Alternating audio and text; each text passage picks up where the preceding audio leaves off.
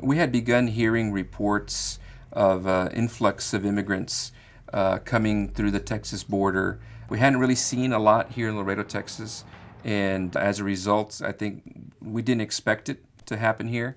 Catholic Social Services got involved with the humanitarian crisis pretty much about a week or so into the crisis.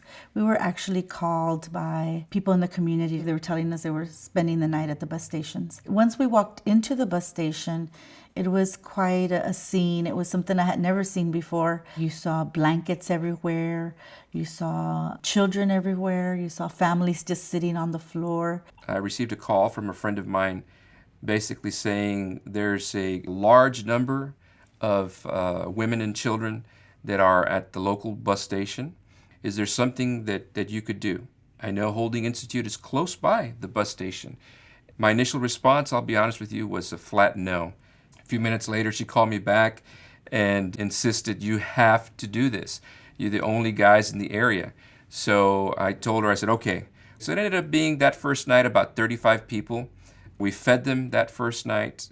We provided them with a bed, and we did first aid as best we could, with a first aid kit.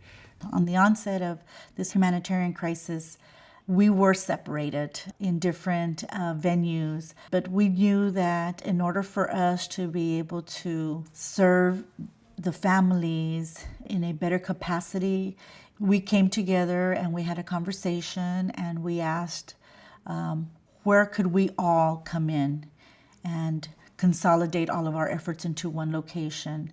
We partnered with other churches, other area churches. We partnered with other denominations that don't normally work well together. And the way I think that we were able to get so many groups to work together in a truly ecumenical fashion was that we decided from the very beginning to put our own needs and our own desire for credit aside. We all bonded very well and worked very well and knew what our common ground was and knew what our common goal was, and that was to help the families. We got a lot of community support, but even in that, we did get people that were against what we were doing. It was very common to receive phone calls. What you're doing is wrong. What you're doing is illegal. God is not in favor of this. This is not what Christians should be doing. But one thing that we've discussed in this whole immigration thing is we're not here to tell you what's legal, what's illegal. Those decisions are made by the policymakers that are at a much higher pay grade than we are. Our role as believers is to love and serve your neighbor.